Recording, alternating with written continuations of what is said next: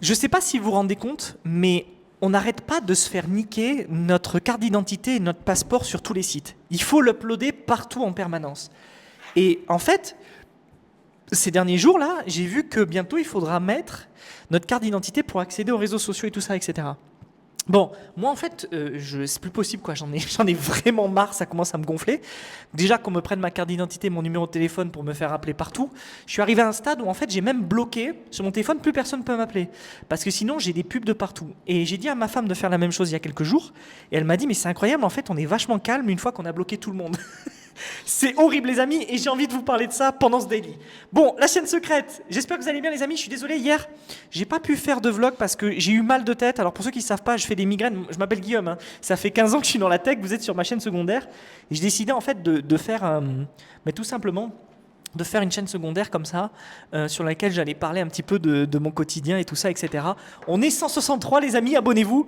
Bon, bref, en tout cas, ce sujet me gonfle vraiment parce que ça fait peut-être 3-4 fois depuis le début du mois de décembre que je fais des démarches administratives, des trucs comme ça, et on me demande en fait ma carte d'identité. Alors évidemment, quand on sort de l'argent de la crypto, par exemple, on vous demande votre carte d'identité, on vous demande plein de trucs, ça je comprends, tu vois, on a besoin de t'authentifier et tout le reste. Bon, vous allez me dire, c'est pareil pour l'État. L'État vous demande à chaque fois votre carte d'identité, votre passeport, même si merde, au bout d'un moment, vous savez qui je suis, quoi. Vous pouvez pas stocker ça dans un contexte. Bref, pour ceux qui ne savent pas, dans un contexte, en gros, pour ceux qui ne sont pas tech, en gros, quand on parle en fait simplement quand on parle à l'État, ben, l'État, vous avez un compte avec France Connect et tout ça, etc. pour ceux qui vivent en France. Et en fait, à travers ce compte, ben, c'est tout simple. En fait, ils savent qui vous êtes. Et donc, si vous avez déjà stocké des documents par le passé et tout, ben, ça devrait marcher. Sauf que, par exemple, il y a quelques jours, j'ai fait le recensement pour l'INSEE. Alors, ouais, je suis désolé, ce daily, il est pas ouf. Je vous parle de trucs peut-être qui vous intéresseront pas, mais je suis obligé d'en parler parce que ça me travaille vraiment. J'ai fait le recensement parce que j'ai été sélectionné pour faire le recensement, donc c'est l'horreur parce que j'ai 2 petits-enfants, plus ma femme, et donc du coup j'ai dû passer un temps fou à remplir les informations du recensement, ce qui a été hyper long et fastidieux. C'est toujours ça avec l'État en fait. Vous les payez et en fait vous faites leur travail. Bref, et donc en fait, ce qui s'est passé, c'est que ben, j'ai dû uploader les cartes d'identité de mes enfants. Donc il faut les scanner si tu les as pas scannés, les passeports, les actes de naissance et tout, alors que tu parles à l'État. L'État est censé avoir le truc. Et en fait, ils m'ont envoyé un papier pour me dire, vous inquiétez pas, je sais pas pourquoi d'ailleurs, hein. Il y avait vraiment écrit, en gros, vous inquiétez pas, on transmet pas ces informations-là à la CAF ou à d'autres trucs. J'étais là, ok. En fait, je préférerais que vous transmettiez les informations, comme ça, je n'aurais pas à faire ça tout le temps. Et je ne sais pas pour vous, si vous vivez en France, alors je sais qu'il y en a plein qui sont partis de France, les amis, je suis désolé, c'est un peu boring pour vous, mais comme je suis de retour en France et que voilà, je fais cette chaîne sur ce qui m'arrive tous les jours ici, quand je repartirai à l'étranger, ce sera peut-être plus intéressant pour ceux qui vivent en France, mais en fait, j'en peux plus quoi. On passe notre vie à faire de l'administratif en permanence. On fait des trucs vraiment. En fait, si vous voulez, je suis super optimiste. Je pense que comme ça, mal économiquement, on va se relever. Il y aura plein d'opportunités. Ça va bien se passer. Ça va être incroyable. Je suis hyper optimiste, notamment pour entre guillemets, les entreprises que je vais potentiellement lancer, voir ce que ça va donner, tout ça, etc. Mais en fait, au bout d'un moment, je suis là, mais en fait, je peux pas passer un tiers de mon temps à faire des papiers, quoi. J'ai pas envie de faire ça. Bon voilà, mais après c'est comme ça en France. Je sais pas ce que vous en pensez, mais moi, c'est un truc qui me fait quand même peur, le fait que on me demande en permanence à droite à gauche ben, en fait, de filer ma carte d'identité. Alors moi, je vais vous dire une chose, c'est que moi, les gars et les meufs, je suis absolument sûr d'être dans la vague de données qui s'est fait pirater là dernièrement. Mon ami Albert m'a appelé hier et il m'a dit, mais mec, ça part de partout, tout le monde se fait voler. Tout le monde se fait hacker et nos cartes d'identité, nos comptes bancaires, tout ça, ils sont à droite, à gauche et tout. Mais moi, c'est certain que je suis dedans, tu vois. Je pense que, voilà, si vous avez piraté, s'il y a des gens qui...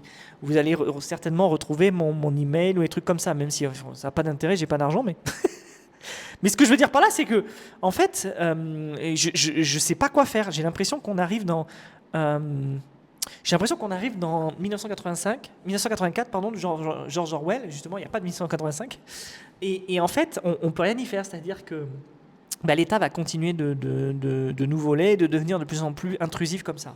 Bon, il y a une solution qui existe, en fait, il y a des solutions tech qui existent où tu peux stocker, en fait, c'est des portefeuilles, en fait, des coffres à portefeuille, et en fait, tu peux stocker tes trucs, c'est ce que j'avais fait avec Nuage.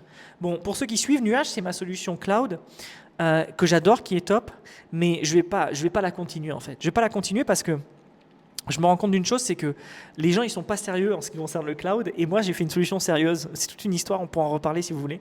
Mais en fait voilà, les gens vont pas forcément utiliser ce genre de solution, donc à chaque fois il faudra uploader notre carte d'identité, nos passeports et tout ça.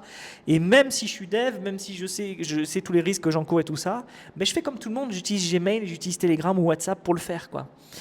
Et on n'est absolument pas protégé, et on nous fait croire qu'il faut absolument se protéger, sinon on sera dans la merde, on va se faire voler nos cartes d'identité et tout le reste. Voilà. Bon, pour moi, c'est pas du tout quelque chose, on part pas du bon côté pour moi.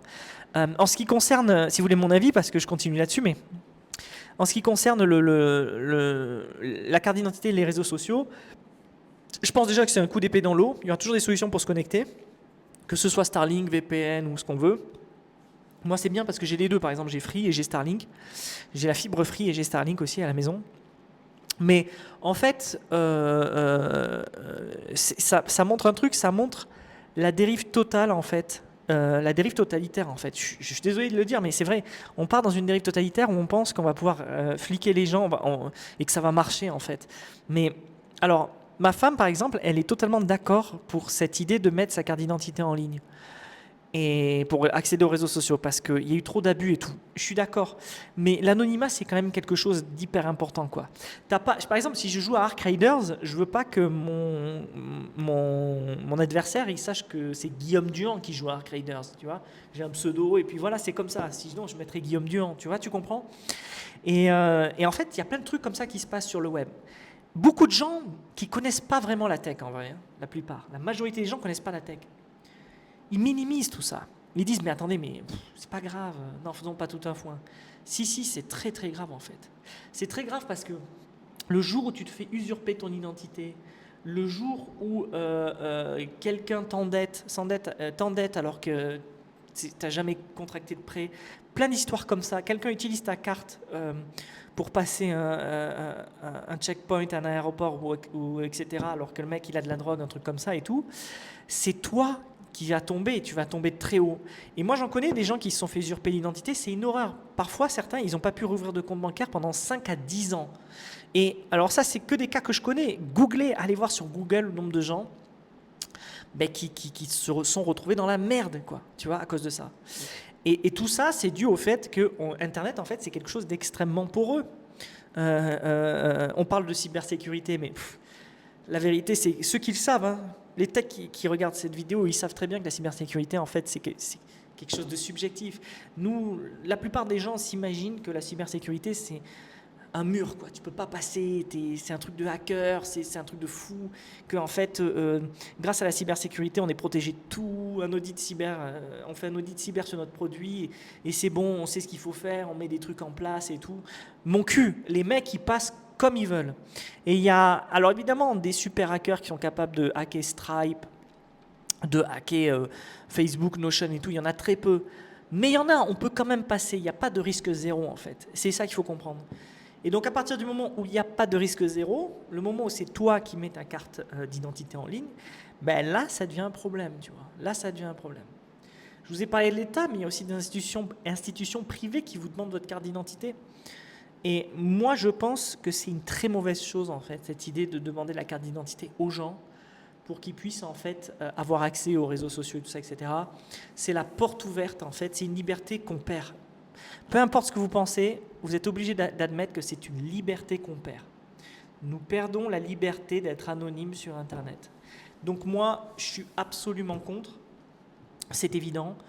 Et pour être honnête avec vous, hein, je pense que en fait, ça va aller de pire en pire. Ça va aller de pire en pire. Les KYC avec la facial recognition et tout ça, etc., ça va être une norme bientôt. Pour ceux qui ne savent pas, c'est tout simplement, tu veux ouvrir une app et il va falloir absolument que tu montes ton visage avant de pouvoir ouvrir l'app. C'est pas comme le code hein, sur l'iPhone où vous avez votre code avec le truc. Non, c'est vraiment l'app va devoir enregistrer votre visage et tout. Ça, je peux vous assurer un truc, c'est que on passe une étape. On passe une étape. Il va y avoir, c'est sûr qu'il va y avoir une sorte de révolution, où il va y avoir des hackers, des cyberpunks qui vont trouver une solution et nous ouvrir un nouveau monde.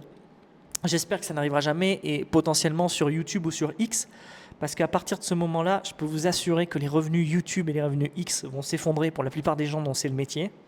C'est eux qui vont payer les premiers. Hein. Tous les MrBeast, tous les Thibaut InShape, Squeezie, eux, ils vont payer salement si ça passe ça.